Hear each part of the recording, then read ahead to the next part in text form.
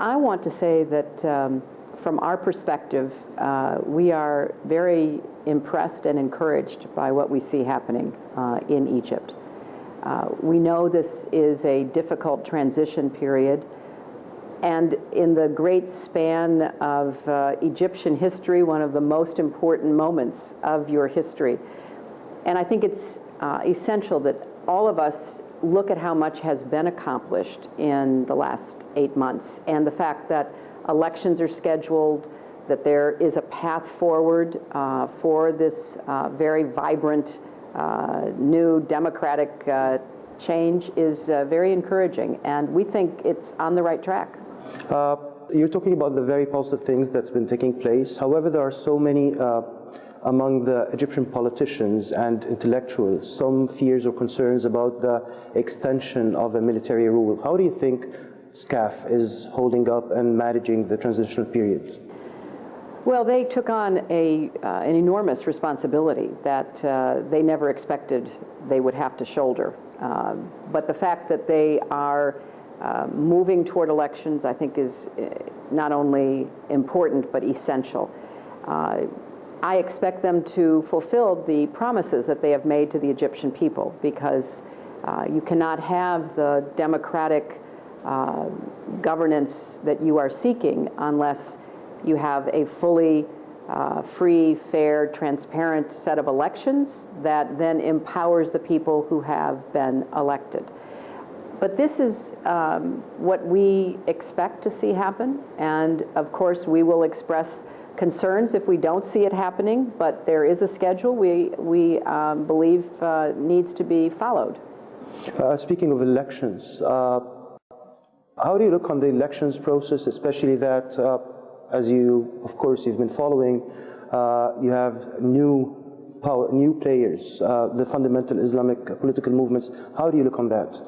I think it's important that people's voices be given an outlet to participate in the political system. But I also think that there must be a commitment to respecting human rights, to freedom of religion, freedom of speech, to the rights of women, and there has to be an agreed upon understanding of what it will take for Egypt to go from where you are today to where I would like to see Egypt. I really believe that Egypt's always been a leader of the Arab world.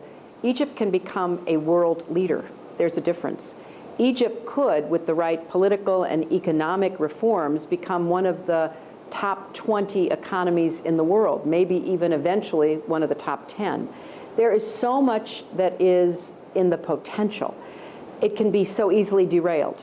As you said, somehow not permitting the elections to go forward, military rule continuing, having one election one time that empowers people who have no interest in continuing to modernize the society, rejecting the rights of all Egyptians in favor of one particular point of view. That's what the Egyptian people have to be careful about. You want an Egypt where people are free to be liberal, fundamentalist, conservative, progressive, whatever their particular views are, but showing respect for the state, for the institutions of the state, and the rights of the people. And that's what I see you searching for and moving toward. Will you be ready or prepared to sit in with a government with members of the Muslim Brotherhood as members, or other Islamic parties? We will be willing to and open to working with a government that has representatives who are committed to nonviolence, who are committed to human rights, who are committed to the democracy that I think was hoped for in Tahrir Square, which means that Christians will be respected, women will be respected, people of differing views within Islam will be respected. We have said we will work with those who have a real commitment to what an Egyptian democracy should look like. Now, we don't expect your democracy to mirror ours. Every country is unique historically and culturally. But we do think from long experience around the world, there are certain pillars to a democracy. A free press, free speech, independent judiciary, protection of minority rights, protection of human rights, all that was in the air in Tahrir Square. So we hope that anyone who runs for election, and certainly anyone who's elected and joins the parliament, joins the government, will be committed to making Egypt work and be open to all Egyptians, no matter who you might be. You're looking at things very positively, and that's the same maybe atmosphere back in Egypt, with some fears, of course, but it's the main feeling there.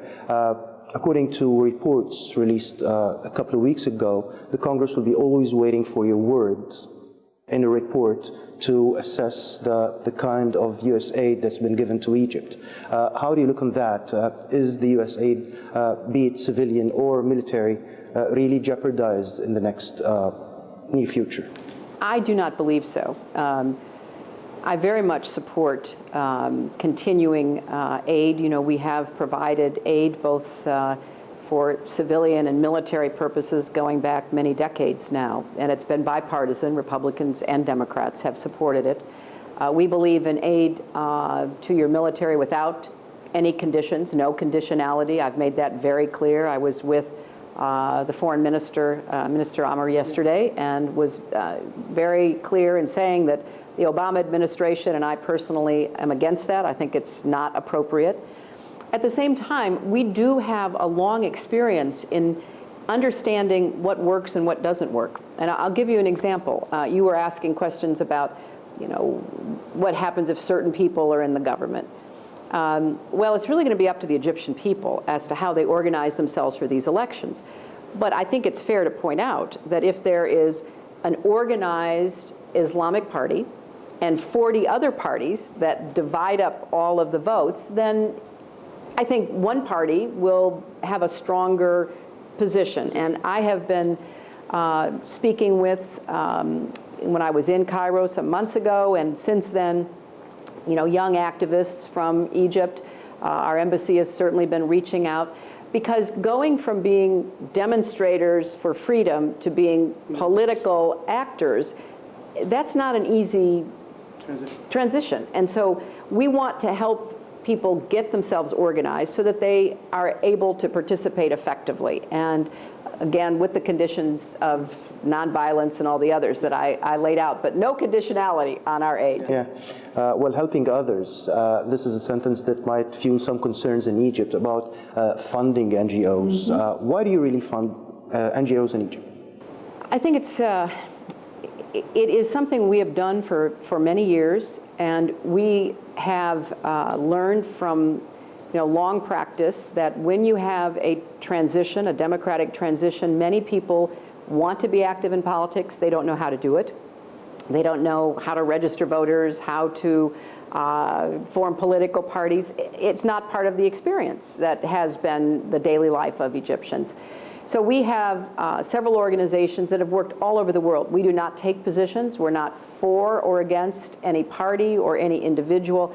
It's more the nuts and bolts. How do you run an election?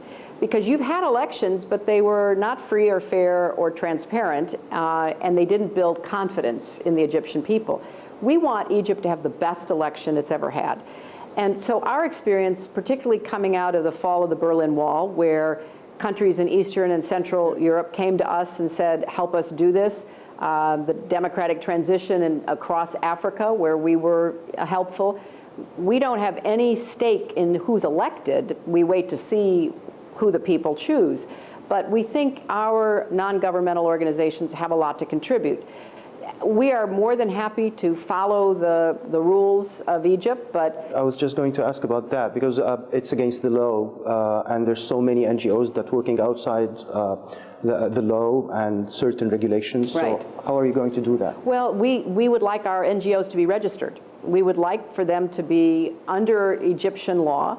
I will say it's a little ironic because, President Mubarack didn't want us to have NGOs that were working with people either. So we think that Egypt is strong enough and resilient enough that appropriate regulation can recognize, who the NGOs are that are working for the betterment of Egypt.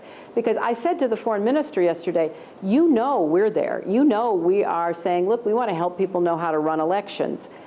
we know that there are groups and countries that are funneling money into Egypt, and nobody knows about it. You know what we're doing, and we're going to be as transparent with the government as possible. But I would ask that everybody in Egypt, say, look, the Americans are here to help us, decide who we want to elect. Some people are trying to determine who gets elected. There's a big difference. Okay. I wanted to ask you, you're speaking right now on, about your reflections in El Tahrir Square. When did you really feel that Mubarak has no chance?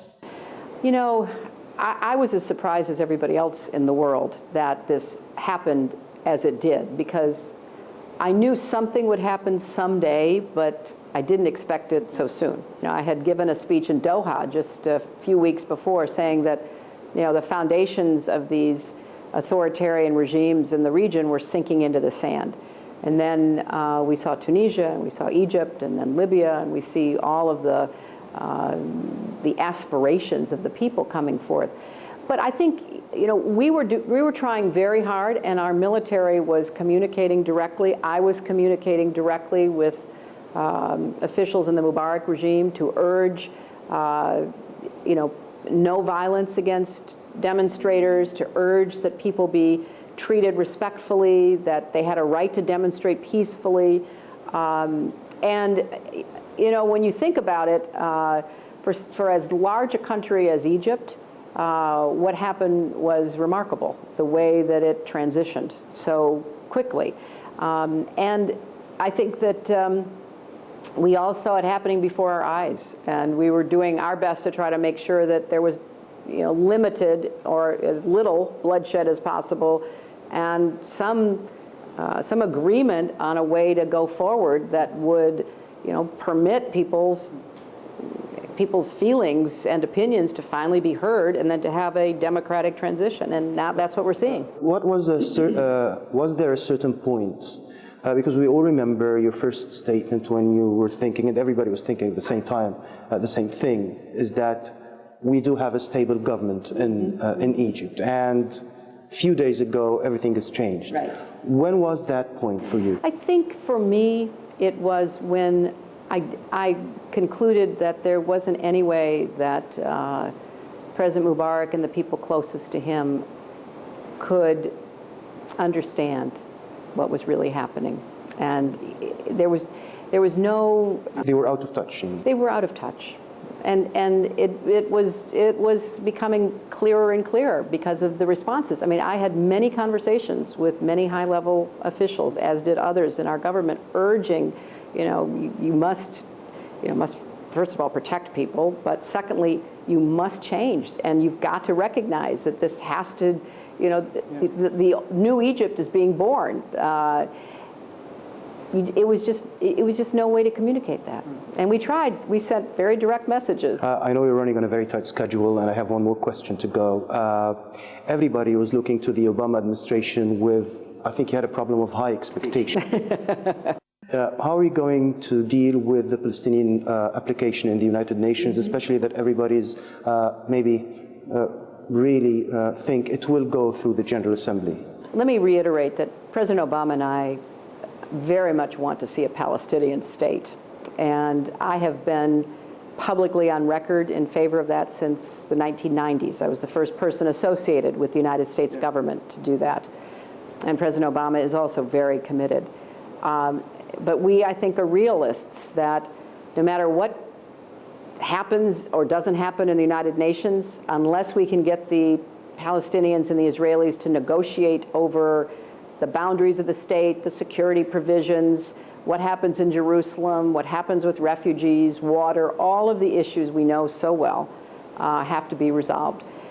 We're going to raise expectations without being able to deliver. I mean, if the United Nations passes a resolution which says we want to see Palestinians become a state, and maybe we upgrade their status, or maybe we recognize them, the next day nothing changes in Ramallah. And I want things to change. I want the Palestinians to have their own state. I want them to govern themselves. I want them to continue developing economically.